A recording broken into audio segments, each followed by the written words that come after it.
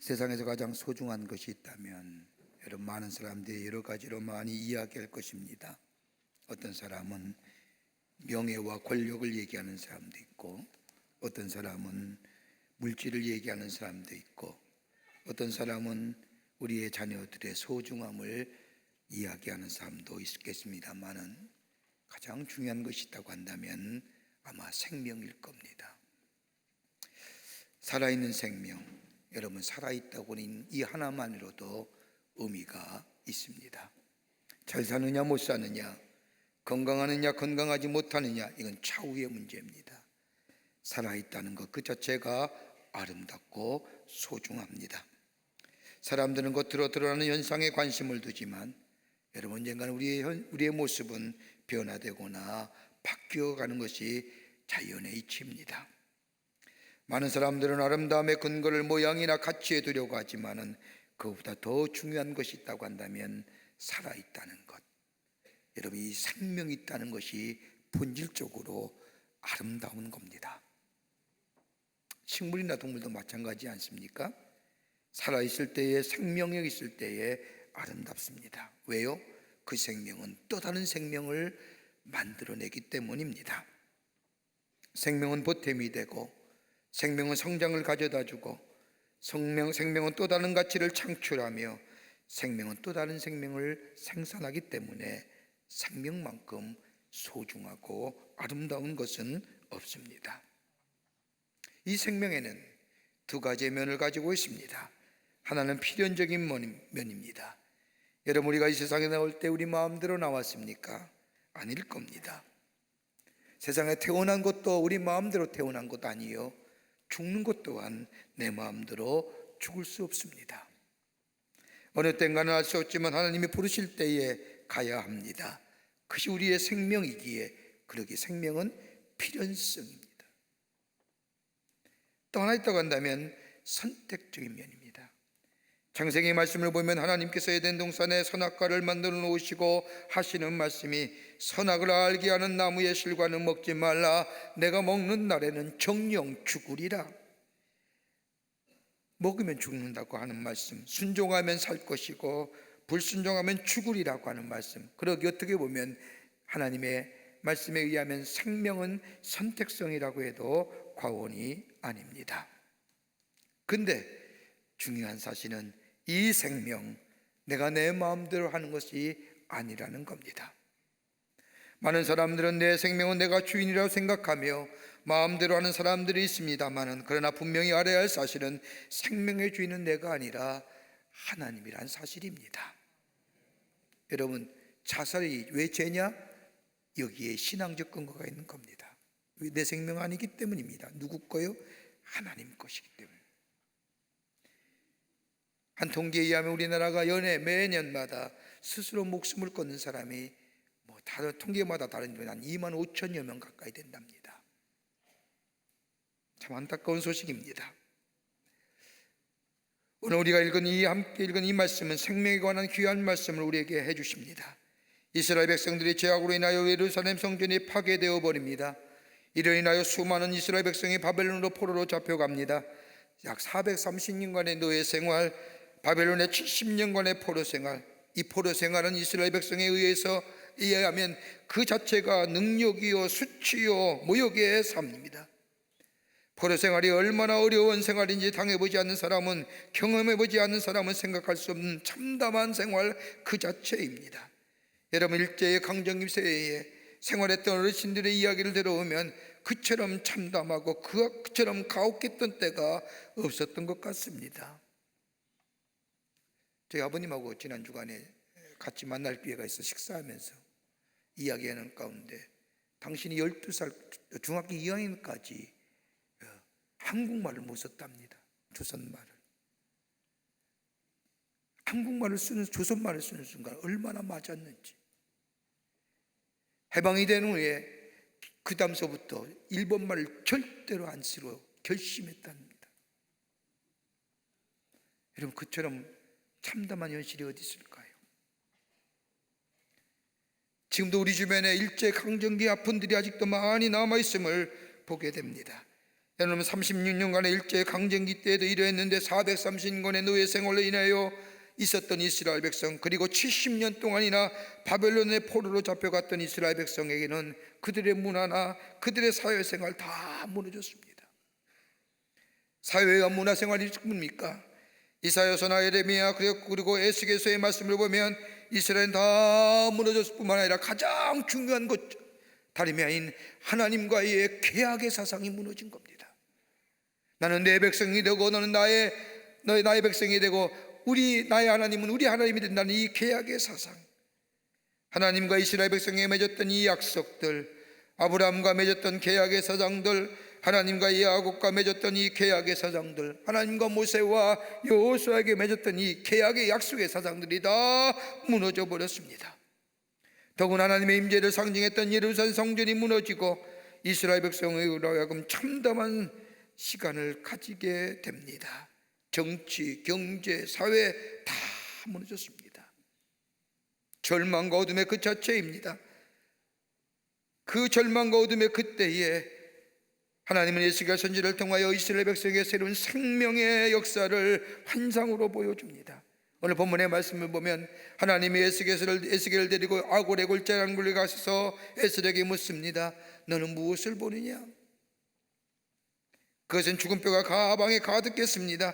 2절의 말씀을 보면 그 골짜기 지면에 뼈가 심이 많고 아주 말랐더라고 기록합니다.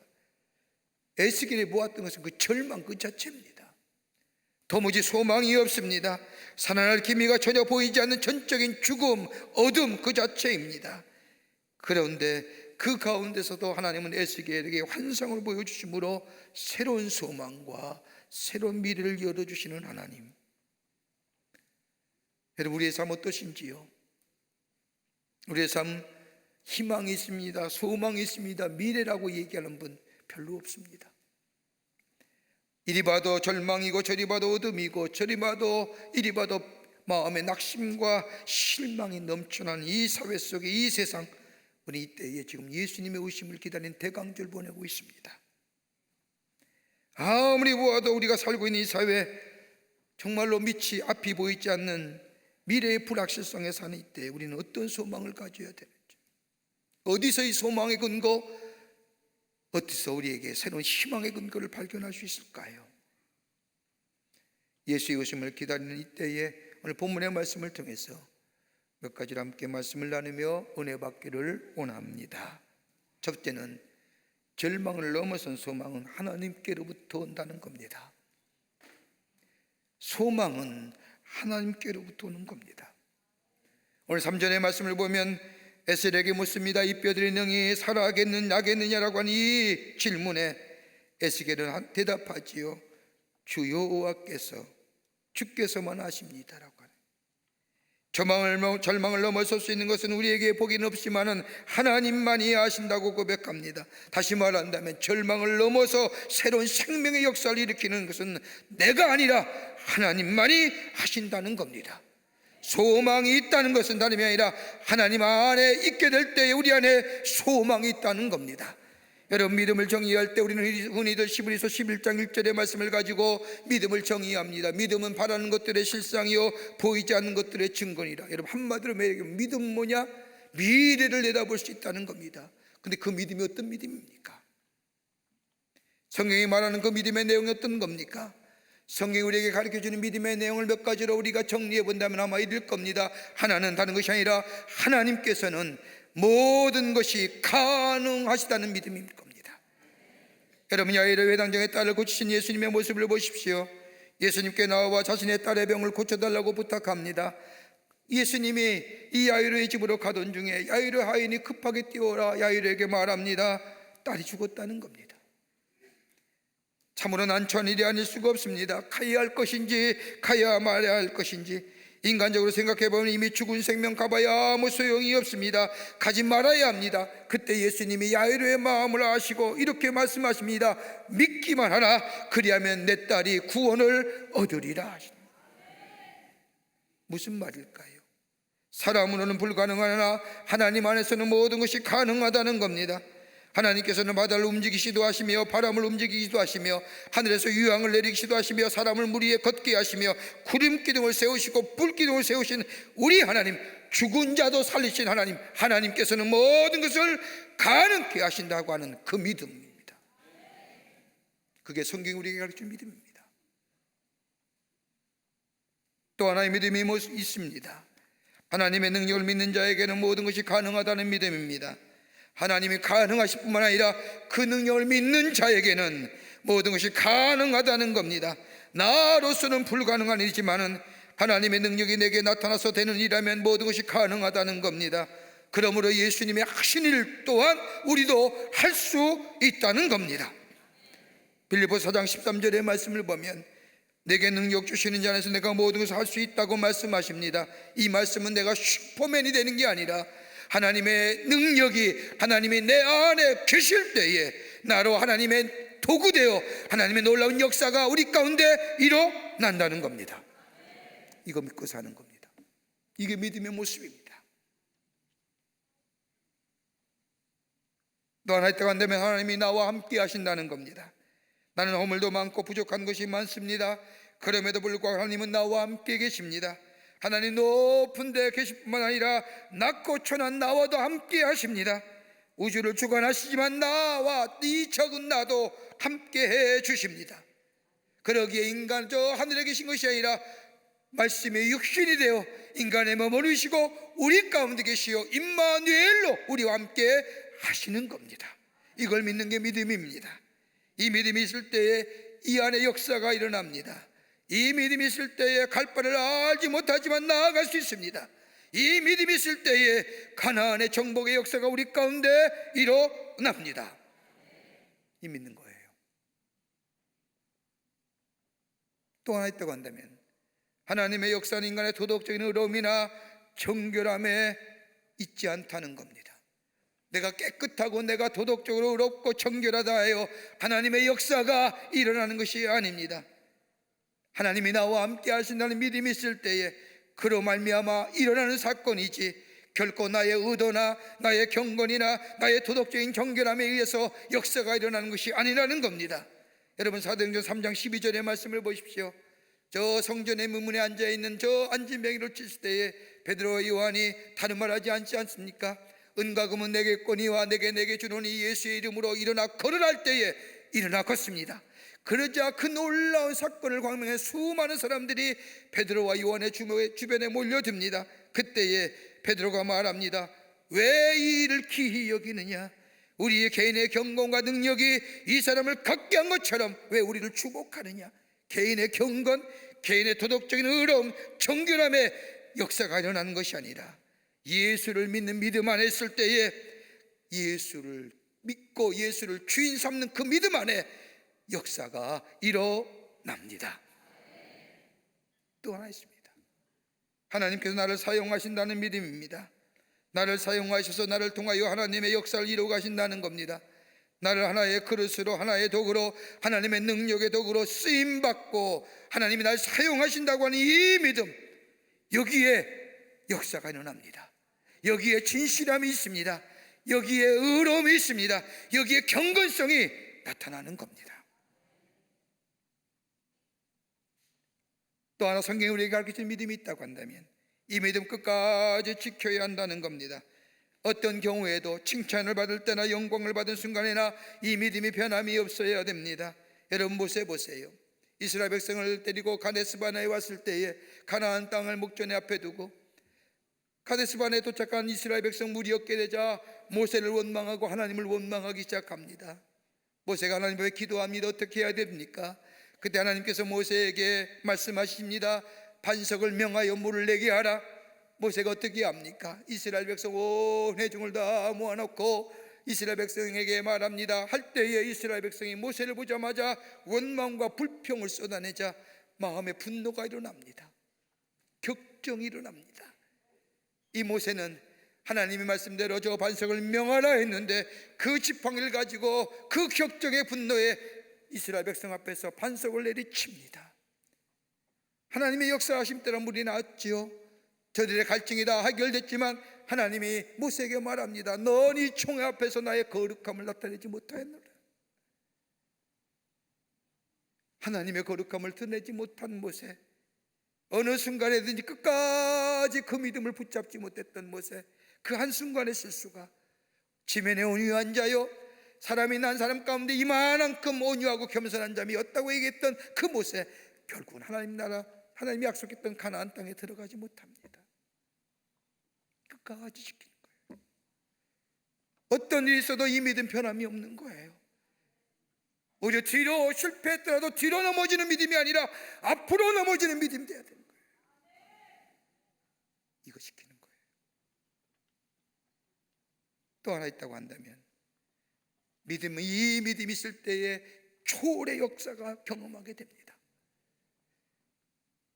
여러분, 노벨문학상을 받은 펄벅 여사 여러분 잘 아실 겁니다.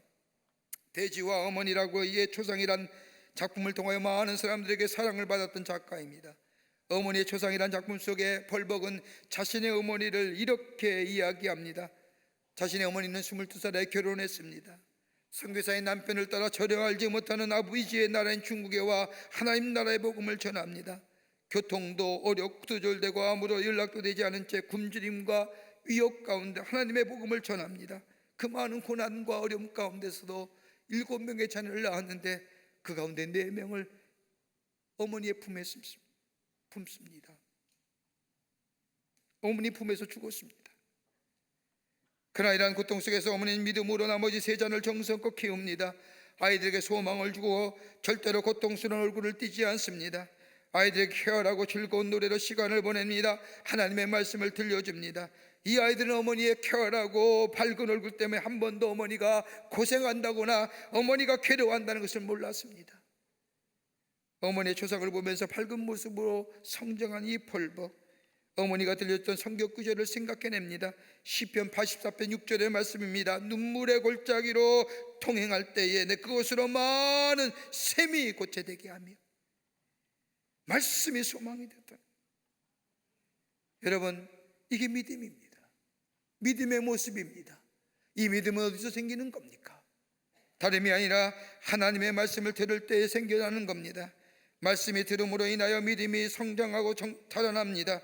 아모스 8장 11절 말씀을 보면 양식이 없어 굶주림이 주림이 아니며 물이 없어서 가람이 아니요 하나님의 말씀이 듣지 못할 때에 기갈이 온다고 말하는 거예요. 말씀을 들어야 됩니다. 말씀을 따라 살아야 됩니다. 말씀 안에 치유가 있고 말씀 안에 역사가 일어나며 말씀 안에 새로운 회복과 새로운 미래의 소망의 역사를 경험하게 됩니다. 말씀 가까이. 어렵습니까? 곤고하십니까? 미래가 불투명해 보이십니까? 그럴 때일수록 하나님의 말씀을 가까이 하며 말씀을 읽을 때에 그 절망과 어둠이 넘어서서 소망이, 새로운 미래가 우리 가운데 보여지고 열려지는 역사가 있게 될 줄 믿습니다. 두 번째는 말씀이 새롭게 하십니다. 9절 말씀을 보면 또 내게 이르시되 인자야 너는 생기를 향하여 대언하라, 생기에 대하여 대언하라. 이르기를 주 여호와의 말씀에 생기가 사방에서부터 와서 이 사망을 당한 자에게 붙어서 살게 하라. 생기가 사방으로부터 와서 이 죽은 자, 절망하고 좌절하고 아무런 미래가 없는 자에게 붙어서 살아나게 하라는 겁니다. 여러분, 생기가 뭘까요? 하나님의 말씀이 전하여질 때에 죽은 자가 살아나고 새로운 생명의 역사가 일어난다는 겁니다. 생기, 하나님의 영이지요. 하나님의 호흡입니다. 히브리어 말하면 르하우, 신약 성경에 말하면 헬라어에 표현하면 퓨누마라고 얘기하는 이 하나님의 생기. 하나님이 생사장을 만드실 때에 자신의 형상대로 흙으로 빚으시고 그 안에 르하우를 불러넣으실 때 비로소 사람, 하나님의 형상대로 지음받은, 여러분 아무리 육체가 건강하다 할지라도, 아무리 훌륭한 정신의 세계를 갖다 할지라도, 아무리 인격적으로 회양이 있다 할지라도 그 안에 하나님의 영이 살아 움직이지 아니하면 죽은 생명이라. 여기에는요 들려도 깨달음이 없는 거예요. 하나님의 아니 계시기에 하나님의 말씀이 들려와도 깨달음이 없는 거예요. 영이 살아야 그 말씀이 들려올 때에 아하, 나를 향하여 말씀이구나, 나를 깨닫게 하시고 나를 새롭게 하시는 거예요. 영이 죽으면 죽은 인생이에요. 간혹 봅니다. 많이 배운 분이에요. 학식이 높으세요. 인격적이에요. 그런데 막상 교회에 들어가면 아무 느낌이 없는 거예요. 왜요? 알지 못하기 때문에. 영이 죽었기 때문에.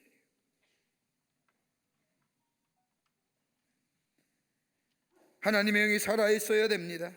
여러분, 하나님의 영이 살아야 된다는 게 어떤 것일까요? 다름이 아니라 하나님의 말씀이 들려줘야 됩니다. 하나님의 말씀이 들려줘야 됩니다. 그 말씀이 우리 안에 들려지게 될 때에 우리를 깨닫게 할 뿐만 아니라 우리의 영이 살 뿐만 아니라 하나님의 영상대로 지음받은 참된 삶으로 말씀을 들을 때에 살아나는 역사가 일어납니다. 여러분, 예수님의 공생애를 보십시오. 수많은 이적과 표적을 행하셨지 않습니까? 이적과 표적의 기사를 가만히 보면 마술이나 주술적인 것으로 하지 않으셨습니다. 오직 말씀, 하나님의 말씀이 임하게 될 때에, 하나님의 말씀이 선포되어지게 될 때에, 하나님의 말씀이 증거되어질 때에 거기에 생명의 역사가 일어났던 것을 보게 됩니다. 그러기에 말씀에는 능력이 있는 겁니다. 말씀은 새로운 영을 변화시키시며 중생케 하며 재창조의 역사가 있을 뿐만 아니라 말씀이 있을 때에 그 안에 새로운 역사가 일어납니다. 여러분, 신앙생활에서 가장 중요한 게 뭘까요? 말씀을 듣는 거예요. 여러분, 말씀을 듣을 때 어떤 역사가 일어날까요? 여러분, 우리에게 처음으로 말씀이 들려질 때 들려오는 새로운 역사는 뭐예요? 회개예요. 회개 역사가 일어나요. 여러분, 회개한다는 것 신앙생활의 가장 중요한 요소입니다. 회개가 우리 가운데 끊임없이 컨버전 회개될 때에 우리의 믿음이 자라나는 거예요. 여러분, 회개라는 게 그렇게 쉬운 거 아닙니다. 회개는 아픈 것이고 고통스러운 것이고 어려운 일입니다. 그런데 회개가 어때 일어납니까? 내 의지와 내 노력으로 하나님, 내가 잘못했습니다, 내 죄를 돌이킴으로 하나님 앞에 회개의 역사가 일어납니까? 여러분, 죄가 죄인 줄 모르는데 어떻게 회개해요? 하나님의 말씀이 들려올 때에, 하나님의 율례와 법도가 내 속에 들려올 때에 죄가 죄를 깨닫게 되고, 그 말씀과 율례에 의해서 내가 죄를 깨달을 뿐만 아니라 그 말씀이 내 안에 패부를 찌를 때에 회개가 역사가 일어나는 거예요. 여러분, 내 의지와 노력으로 되는 거 아닙니다. 하나님의 말씀이 임할 때에 회개의 역사가 일어납니다. 여러분, 에스라의 말씀을 보세요. 이스라엘 백성이 바벨론의 70년간의 포로 생활에 마친 후에 하나님의 은혜 가운데 예루살렘에 들어와 성벽도 세우고 하나님의 성전도 세웁니다. 근데 예루살렘에 돌아왔지만 저들은 진정으로 회개하는 삶을 살지 못합니다. 성전도 세웠습니다. 성벽도 세웠습니다. 그런데 이방의 여인들과 함께 살면서 가정을 이루며 자녀들과 함께 살면서 혼합의 족속을 이룹니다. 이런 일 행하면서도 자신이 하나님의 택하신 백성, 하나님의 말씀으로 살아야 할 백성을 까마득하게 이뤄집니다. 그때 에스라 선지자가 와서 하나님의 말씀을 전합니다. 하나님의 말씀을 전할 때에 저들이 깨닫습니다. 아하, 내가 누구이지? 내 죄가 무엇인지. 여러분, 에스라가 하나님의 말씀을 전할 때 이스라엘 백성이 아침부터 점심이 될 때까지 꼬박 움직이지 않고 서서 하나님의 말씀을 듣습니다. 그 말씀을 듣게 될 때 서서 들을 뿐만 아니라 그 말씀이 저들의 마음에 들려오게 될 때 저들이 가슴을 치고 회개합니다. 그리고 어떻게 해요? 함께 살았던 이방의 여인들, 자신 사이에 낳았던 이방의 자녀들 다 자신의 고국들로 돌려보내고 정결한 자 됩니다. 뭘 얘기합니까? 다음에 오실 메시아, 하나님의 우리의 유대 가운데 나게 하시고 인류의 구원을 위해서 오게 하실 메시아를 깨끗한 마음, 정결한 마음으로 하나님의 언약이 이루어질 수 있도록 정결한 삶으로 새롭게 삽니다. 뭐예요? 말씀이에요. 말씀은 우리를 새롭게 합니다. 우리 예수님이 가까이 오십니다. 여러분, 우리가 어떻게 깨끗해질 수 있을까요? 정결한 가운데 예수님이 오시는데 마음이 정결한 자가 복이 있나니, 저가 뭐요? 하나님을 본다고 하시는 것처럼 주의 말씀이 내 안에 삶 속에 들려올 때에 내 안에 정결한 역사가 일어납니다. 더불어서 생명의 역사가 일어납니다. 오늘 본문의 말씀을 보십시오. 뼈라는 얘기가 나옵니다. 뼈가 무엇일까요? 뼈라는 것은 칼슘과 인이 모여진 고체 덩어리입니다. 생명이 없고 진액이 빠지고 다 흩어지고 분열돼 버린 것. 그런데 오늘 이 뼈가 상징적으로 뭘 얘기합니까? 뼈가 모여서 부딪히게 될 때 뭐예요? 왈그락 딸그닥 왜 손이 날까요? 생명이었기 때문에. 여러분, 우리의 삶이 왜 손이 나는 인생일까요? 왜 이렇게 딸그닥거리고, 왜 그래 삐그덕거리고, 왜 그래 무너지며 떨어지며 깨지는 소리로 우리의 인생을 살까요? 왜요? 우리 안에 다름이 아니라 생명이 생기가 없기 때문에. 하나님의 영이 내 안에 계시면, 하나님의 거룩한 영이 내 안에 계시고 말씀이 내 안에 계시면 갈라디아 5장 22절의 말씀처럼 우리 안에 풍성한 열매가 맺어지지 않습니까? 우리의 성품이 변하고 우리의 인격이 변하고 사랑이 넘치며 희락이 넘치며 화평이 넘치며 오래 참음과 자비와 양성과 충성과 은유와 절제가 넘쳐나는, 생기 넘쳐나는 능력 있는 삶을 살아. 말씀이, 하나님의 거룩한 영이 우리 가운데 임하는 삶, 거기에 절망에 넘어서고 낙심을 넘어서서 우리의 삶의 주변이 어둡고 힘들고 정말로 미래가 보이지 않더라도 넘어서서 새로운 소망, 하나님의 비전을 바라보는, 하나님의 놀라운 역사를 경험하는 복된 삶이 될 줄 믿습니다. 믿음입니다. 말씀입니다. 하나님의 영이 내 안에 계실 때에 우리는 거룩한 역사, 거룩한 백성의 삶으로 소망 가운데 살아가는 복된 인생이 될 줄 믿습니다. 이런 믿음으로 승리하시는 여러분과 저와 되시기를 주의 이름으로 축원합니다. 하나님 감사합니다. 주께서 이들 사랑해 주셔서 하나님의 백성 삼으시고 하나님의 귀한 자녀로서 이 땅에 하나님을 증거하는 복된 인생으로 세워주심에 감사합니다.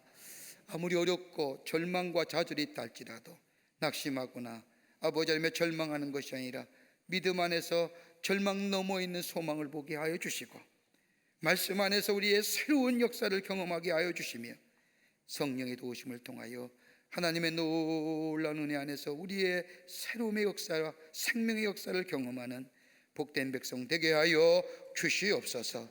감사하며 예수님의 이름으로 기도하옵나이다. 아멘.